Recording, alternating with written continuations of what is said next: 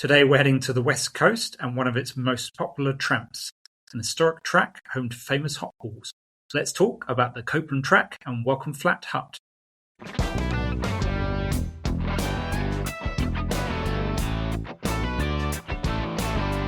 Kia ora and welcome to The Tramping Life, a podcast about hiking in Aotearoa, New Zealand, or as we call it here, tramping.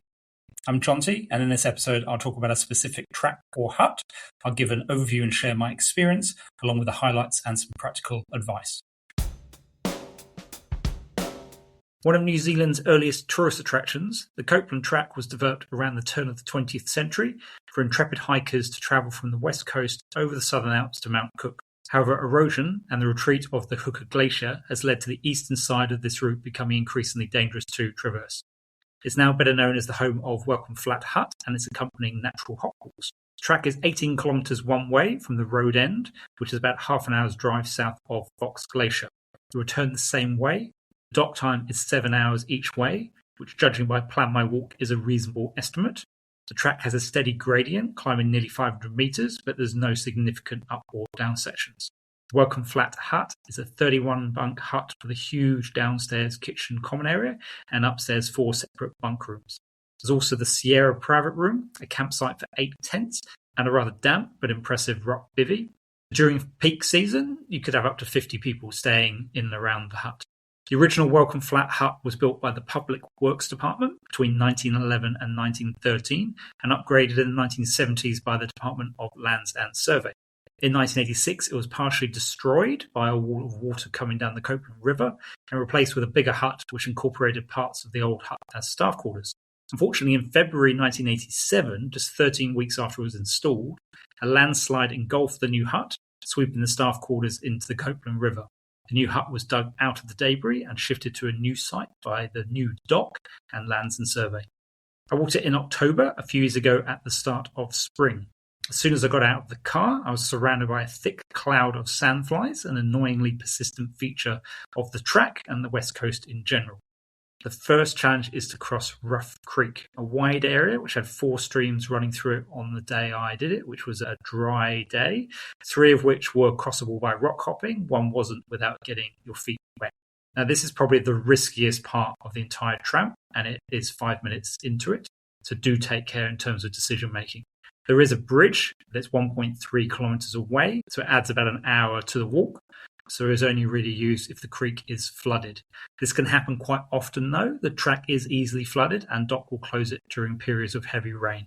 Soon after crossing the creek, there were views of the beautiful glacial blue waters of the Copland River, along which the track runs. The early sections of the track were among the most managed I've seen in New Zealand, with rock-marked edges and a smooth grading, thanks to funding from the Jobs for Nature programme during COVID times. I thought it would be fast but dull walking along this, but after about 45 minutes it started to become a bit more interesting, if a bit more challenging, with mud, rocks and tree roots, much more familiar terrain for trampers. The bush, particularly in the morning light, was some of the loveliest I've seen, as were the views coming out into the open for a stretch. Getting closer to the Copland River offered great views, but the pace slowed considerably, with fields of boulders to carefully cross before returning into the bush. It took longer than hoped to reach Architect Creek Hut, which was built in 1975 and sleeps 2. This isn't really somewhere to stay unless you need shelter in bad weather or injured. It was a welcome, if not particularly appealing place to eat lunch, but inside at least offers some respite from the sandflies. Architect Creek itself is crossed by a lengthy suspension bridge, a little bit wobbly but safer than crossing the waters below. The track climbed steadily for the next 3 hours, crossing the longest bridge on the track over Shields Creek, which offered huge views up to the snow-capped peaks of the Sierra Range. After a tougher than expected walk in, it was a great relief to finally reach Welcome Flat Hut and its hot pools. Welcome Flat Hut is a great place to stay and has 2 novel features rarely seen elsewhere. The well-known feature are the hot pools, fed by natural spring water that comes out of the ground at a constant 57 degrees. 3 pools have been developed, each a different colour and temperature. They're shallow and basic, but quite an incredible experience to enjoy. The best time to visit them is just after dawn and after dusk, when there are far fewer sandflies around. The less well-known feature is the Sierra Room, a bookable private room for up to 4 people. Formerly the warden's quarters, they now have a flashy standalone building. The Sierra Room's at the back of the hut with a separate entrance. It comes with a gas cooker, cooking equipment, 2 double bunks, one of which has a double mattress at the bottom, and a hot shower. The latter was particularly useful after the hot walls to wash off the fine mud. Behind the hut rises the mighty Sierra range of mountains, with the 3,151-metre summit of Mount Sefton most obvious at sunset as it catches the last rays of light.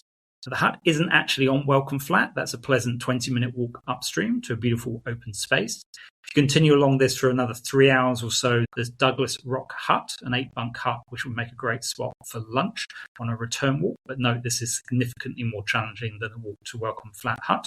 I had planned to go there, but I had a bit of a miscalculation when it came to the amount of food to bring with me on the trip. So I was a meal or two short and so stayed at the hut and conserved my energy. The following day, I returned the way I came, and it was faster and easier, as you'd expect going downhill, and thankfully Rough Creek was still relatively calm and straightforward. Highlights. The hot pools. Lying in hot pools looking up at snow-capped mountains is a pretty amazing experience. The Sierra Room. I stayed there with my wife, enjoying the space, privacy, and a hot shower, which would be welcome on any tramp, but particularly for rinsing off after using the hot pools. And the West Coast scenery. The views are fairly similar along the track, either through thick bush or out into the open next to the river, but this is just a spectacular part of the world to spend time. Practical advice. Book the hut. Welcome Flat Hut is the second most popular non-Great Walk hut in New Zealand, after the Pinnacles Hut, which is nearly 3 times larger. In the year 2024-25, over 7,200 bed nights were booked, with a near equal split between domestic and international visitors. The hut needs booking in advance all year round. Bookings open in May for the year from the 1st of July. As of 2026, it costs $30 for a bunk in the hut, $15 for a campsite, and $145 for the Sierra Room. This sleeps 4 people though, so if you're 4 of you, that's only going to be $25 more than having individual bunks. Highly recommend spending 2 nights at the hut if you can. It was crazy how many people got to the hut late in the day and then had to leave early the next morning and didn't have much time to spend at the hot pools. It's a decent effort to spend 15 minutes at a hot pool to walk back out again. So if you can, 2 nights is a lot better. The hot pools are much quieter during the daytime and there are enjoyable short walks near the hut. Slightly a random equipment suggestion, but if you have a head fly net, it may be worth taking with you. I have one from travels in Australia and I wish I'd brought it with me on this hike. West Coast sandflies are justifiably notorious, and I found that even submerging myself up to my neck, the sandflies would still bite my head whilst I was in the pools during the day. Antihistamine bite cream is also a must for me to stop the itching from the bites. Now, before you walk the track, check the DOC website or visit the DOC visitor centres in Franz Josef or Haast Junction before you start, along with the weather forecast. If the West Coast is expecting 100mm plus of rain, the track will likely be closed as the rivers will be impassable. Crossing Rough Creek at the start may be a challenge for many, particularly overseas visitors not used to New Zealand's wild rivers. I'd strongly recommend that you watch the Mountain Safety Council's video on the track. This can be found on their website or on the DOC page for the Copland Track. It's only 8 minutes long and it provides really useful safety information. Finally, don't underestimate the track. 18 kilometres may not seem that far to some, but the terrain can make for slow progress. Start hiking as early as you can to give yourself plenty of time to reach the hut and enjoy the hot pools whilst you're there. Now, thank you for listening to this slightly different episode of The Tramping Life. This is a bit of an experiment. I'm going to record a few episodes like this on specific tracks and huts. So I'm interested in your feedback, whether this is something I should continue to do. Please reach out to me at the email at the end of this podcast or find me on social media. Thank you so much for listening to The Tramping Life. If you've enjoyed today's episode, please follow the podcast in whatever app you use. Tell a friend about it and consider leaving a rating or a review. It really helps more people discover the show. If you have any questions or feedback, I'd love to hear from you. Drop me an email at thetrampinglife, one word, @gmail.com.